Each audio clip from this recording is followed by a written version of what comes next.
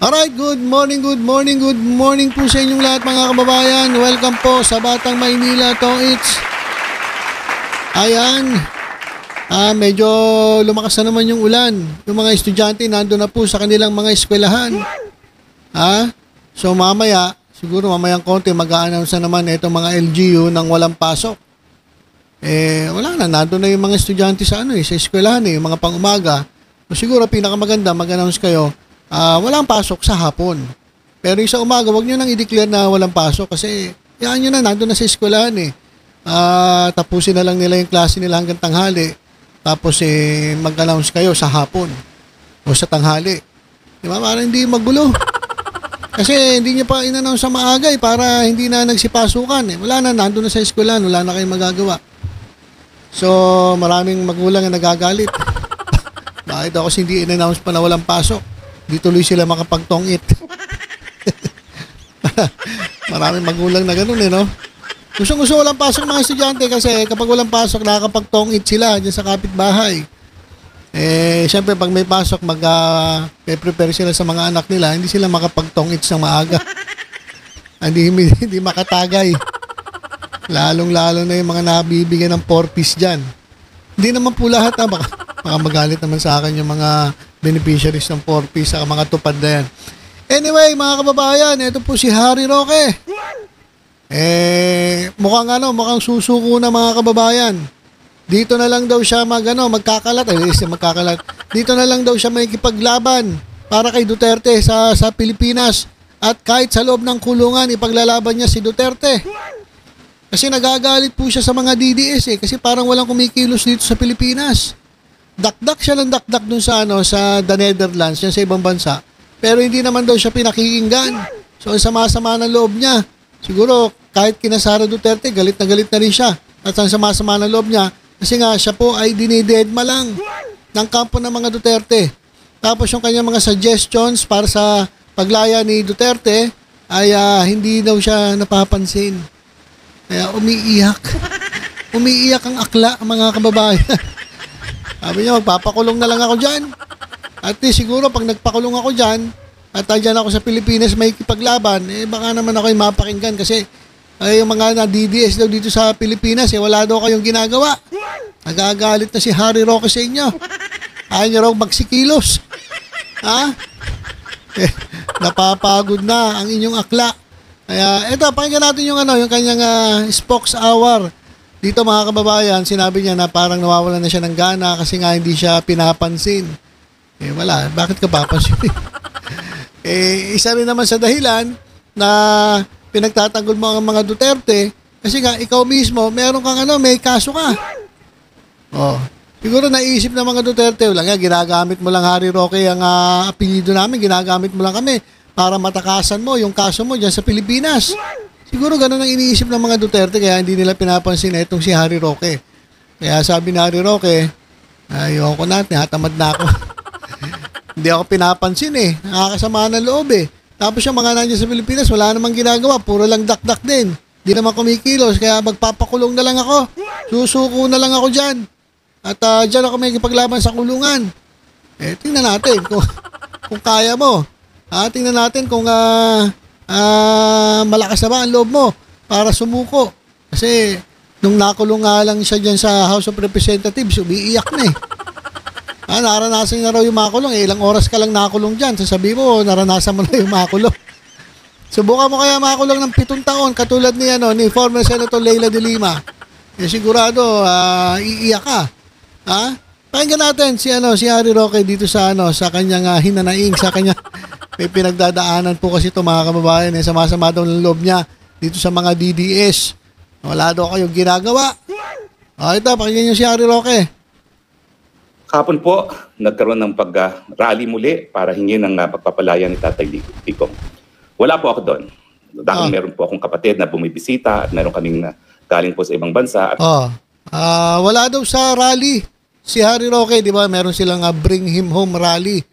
Yan po sa the Netherlands. Wala daw si Harry Roque. Dahil daw meron daw siyang mga kamag-anak na dumalaw. Echos yun. Echos yun. Ganito, paano ba yun? Echos yun, Echos.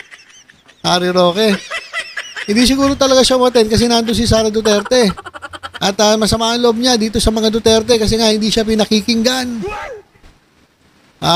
At gustong-gusto niya dumalaw kay Duterte, hindi naman siya pinapayagan.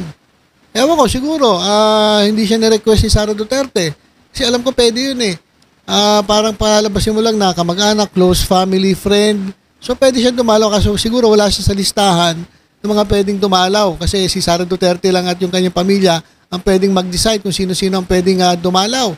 Ito si Harry Roque, atat na dumalaw kay Tatay Digong, hindi naman siya makadalaw. So siguro parang sama-sama na loob niya. Tapos yung mga legal advices na binibigay niya dito sa pamilya Duterte, hindi naman doon napakikinggan. So siguro kaya hindi siya umattend. Bahala na kayo dyan sa buhay ninyo. Nakakapagod na. So pagod na po ang spokes ninyo. Napagod din si Harry Roque. So wala daw siya. Ang dinahilan niya lang, meron daw siya kamag-anak. Pero ewan ko lang, etchos lang yun. Ayaw mo talaga umattend dahil masama loob mo kay Sara Duterte. At meron kaming ginawa. Pero sa akin nga po, talaga pong ang remedyo para siya ay mapalaya. Nakasalalay po yan sa legal na proseso. At kung hindi po makukuha yan sa legal na proseso sa ICC, gumamit ng ibang legal na proseso. At yun naman aking manumungkahi na hindi na pagbibigyan ng pamilya. Nasa kanila po yan. Pamilya po sila. Okay, so tanggap na ni Harry Roque. Kaya yung mga sumisigaw ng mga bring him home. Si Philip Salvador, sino pa, si Jimmy Bondoc, si Robin Padilla. Kaya yung mga sumisigaw na bring him home. Tapos ito si Robin Padilla, meron pa resolusyon yung pagpapalaya kay Presidente, kay former President Rodrigo Duterte sa pamamagitan ng resolusyon ng Senado ng Pilipinas. Wala naman silbi yun eh. Wala na kayo magagawa dito sa Pilipinas. Ang tanging paraan para mapalaya si Digong Duterte ay yung legal process dyan po sa ICC. Yan po yung sinasabi ni Harry Roque. Kahit ano pa resolution ang gawin ninyo, Robin Padilla, Bongo at Bato de la Rosa, kahit ano resolution pa yan, kahit pa pumayag kayo 18 mga senador dyan, yung mga didilis na senador, hindi pa rin mapapalaya si Digong Duterte sapagkat siya po ay under na sa jurisdiction ng ICC. Hindi na yun mababago. Pero lang, sabi nga ni Harry Roque, buti nagising si Harry Roque. Kasi sigaw ka ng sigaw ng bring him home, wala rin namang mangyayari. So para kay Harry Roque, dapat legal na proseso dyan sa ICC. Hindi po sa Pilipinas. Ano naman niya si Robin Padilla. So, ayan. So, tanggap na ni Harry Roque na ganun dapat ang gawin. Hindi naman daw siya pinakikinggan. Hindi po tayo matitinag sa pagbibigay ng suhestyon. Bagamat tao rin po, no, dumarating sa punto na parang ayaw mo na magbigay ng suhestyon kung talaga namang hindi ka napapakinggan. Pasensya na po, tao lang po. Yan po ang aking damdamin. No? At, ayan, naglalabas na ng damdamin. Pasensya na raw, tao lang, pero masama ang loob ni Harry Roque. Dahil nagbibigay siya ng suhestyon, hindi naman daw pinagkikinggan ng kampo ni Sara Duterte. Nagagalit na. Kasi naman, pansinin nyo kasi. Nagagalit na, At nag-iisip na nga po ako kung mas mabuti pa siguro umuwi na ako ng Pilipinas at kahit pa paano, labanan ng Marcos administration sa loob ng kulungan. Kaya naisip niya, babalik na lang daw siya sa Pilipinas at lalabanan niya ang Marcos dyan po sa loob ng kulungan. Di try mo. Subukan mo. Hindi subukan mo, Harry Roque. Mas maganda yan. Kasi kahit DDS ang kakampi mo, katulad ni Sal Panelo, lagi kang sinasabihan total abogado ka, Harry Roque, lumabas ka, sumuko ka na. Dito ka sa Pilipinas magreklamo kung ano man yung pinaglalaban mo. Mas maganda yan para sa akin. Patunayan mo na ikaw ay talagang lalaki. Kung lalaki ka. Pero parang hindi naman. Patunayan mo na ikaw ay isang lalaki. At harapin mo yung kaso mo, labanan mo. Kung gusto mo, labanan mo yung Marcos, bahala ka sa buhay mo, malaki ka na. Basta harapin mo yung kaso mo katulad ng ginawa ni Senator Leila de Lima. Mas bibilib pa kami sa'yo. Kaysa tago ka ng tago dyan, hindi ka naman binibigyan ng asylum. Kasi paano ka bibigyan ng asylum? Isa kang may mga kaso ka, hindi ka naman ginigipit. Kaya ka nagtatago dahil sa kaso mo. Oh. So hindi ka naman political prisoner, hindi ka naman political tawag dito, persecuted politically, hindi. Kaya ka nagtatago kasi ikaw ay may kasong pinagtataguan diyan sa sa ibang bansa. So pinakamaganda talaga rin, okay, tama yung decision mo. Sumuko ka, magpakulong ka. Pagkatapos nun ay yan, magsisisigaw ka lamang kay Marcos. Tingnan natin kung gaano ka matatatagal sa kulungan. Di ba? Mas maganda ron, maraming lalaki ron. Marami. Sigurado VIP treatment ka. At mayat maya patatawag ka ni Mayor. Ihanda mo lang yung petroleum jelly. Mr. Harry Roque. Ano pa sinasabi na ito? Kasi sa mga pangyayari po dito sa kay Tatay Digong sa Dahig, hindi ko naman po maatim na panuurin lang si Tatay Digong habang nakakulong at walang nangyayari. Hindi po tayo nagkulang sa pagbibigay ng suhestyon, kaya lang po hindi po tayo ang nagdedesisyon para kay Tatay Digong. Ibig sabihin, ang dami na niyang suggestions, hindi siya pinakikinggan. Kaya mukhang nawalan na siya ng gana, napapagod na ang inyong akla. Kakadakdak. Walang nangyayari. Lalong-lalo na dito sa Pilipinas, walang nangyayari. So, susuko na lang daw siya. At dito lalabanan ng Marcos sa kulungan. So, ganyan pong ka-frustrated ako at iniisip ko nga, siguro mas mabuting labanan na yung aking walang saysay na kaso sa Pilipinas at labanan si Marcos dyan sa Pilipinas muli. Dahil kayo namang mga Pilipino, ano ba yan? 2 taon na ako nagsasalita, nagwawakwak dyan sa Marcos ngayon na nagsasabi na wala nang dahilan para magpatuloy pang mamuno ang tao na wala sa tamang pag-iisip. Wala namang gumagalaw dyan sa Pilipinas. Yung mga DDS. Gagalit si Harry Roque sa inyo. 2 taon na siya dakdak daw ng dakdak. Pero walang nangyayari. Hindi kayo kumikilos. Gusto siguro na ito, mag-people power na kayo, ng mga DDS. Wala, hindi naman kumikilos. Masama-sama na loob na ni Harry Roque sa inyo. Pero yun siya nagpapakahirap, nagtatago, tapos kayo, andito sa Pilipinas, di kayo kumikilos. Galit tuloy sa inyo si Harry Roque. Hindi po krimen kung hihingi natin ang pagbibitiw ng isang presidenteng walang saysay. Ngayon po, papunta siya sa Estados Unidos. Hindi natin alam kung anong gagawin niya. Ang gusto po nila ay pumasok tayo sa hindi makatarungang trade agreement sa Amerika na hindi tayo papayag na magkaroon ng mas malayang kalakalan sa kahit anong bansa na hindi kakampi ng Amerika. Pipigilan po nila yung free trade natin sa bansang China samantalang ang pinakamalaking pinanggagalingan ng mga inaangkat nating mga produkto ay sa China.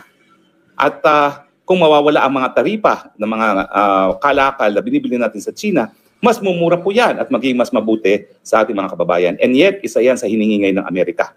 Na huwag tayo papasok sa mga ganyang free trade agreement sa panig ng mga bansa na hindi sinusuportahan ng Amerika. Yung pagpasok naman natin sa free trade agreement po, yan ay resulta ng agreement sa panig ng ASEAN at hindi lang ng Pilipinas at ng China. So hindi po yan bilateral ng Pilipinas at China, yan po ay sa panig ng ASEAN at ng China. Okay, so yan po, si Harry Roque. Umiiyak na po. Bakit naman kasi kayo mga DDS? Hindi mo nyo man lang pinapansin si Harry Roque? Tagal-tagal niya, 2 taon na pala siya nagngangak-ngak dyan sa ibang bansa. 2 taon na pala siya nagsasuggest kung ano dapat gawin. Pero hindi siya pinakikinggan. Grabe naman kayo.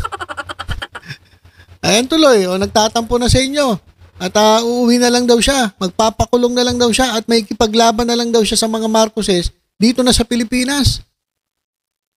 Dakdak siya ng dakdak to, hindi nyo pinapansin. Ang dami niyang gusto nga ipagawa sa inyo, hindi nyo sinusunod. O kahit itong mga kampo ng mga Duterte, Sara Duterte, may mga suggestion siya, hindi naman siya pinakikinggan. So pinakamaganda talaga, Harry Roque, wag bumalik ka na lang dito. Yan ang pinakamaganda mong gawin. Harapin mo yung kaso mo at pagtanggol mo sarili mo kapag wala ka naman talagang kasalanan, dilaya ka. Sisikat ka pa rito sa Pilipinas kaysa tago ka ng tago dyan tapos etchapwera ka pala. Nako, Masakit po yan. Kung ako sa'yo, talikuran mo na yung mga Duterte. Hindi ka pala pinapansin. Dakdakan ng dakdak, wala pala nangyayari.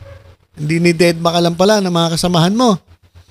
Nako. So ayan po mga kababayan ng ating update. Si Harry Roque po ay balak ng sumuko at magpakulong dito po sa Pilipinas at dito na raw niya lalabanan ng Marcos dito po sa kulungan. Dahil siya po ay hindi pinapansin ng mga DDS. Lalong-lalo na itong kampo ni Sara Duterte. Hindi nga siya mailagay sa listahan ng pwede dumalaw. At na dumalaw kay Digong Duterte, pwede siya makadalaw. Tapos yung kanyang mga suggestions, legal advices, ay hindi siya pinakikinggan. Umiiyak na po itong si Harry Roque. So, yan po talaga napapala kapag ikaw ay masyadong sumisip-sip pero hindi ka naman talaga pinapansin. Kawawang nilalang ka lang dyan. Bumalik ka na sa Pilipinas. Sigurado masisikat ka pa kapag bumalik ka dito sa Pilipinas at magpakulong. At sigurado isa sa pinakamasaya kapag nakulong ka ay itong si Sal Panelo. Best friend mo. Best friend mo na DDS. Okay, so yun lang po mga kababayan. Tutok-tutok lang po dito sa Batang Maynila. Sa iba pang updates. Ingat po tayong lahat. God bless po.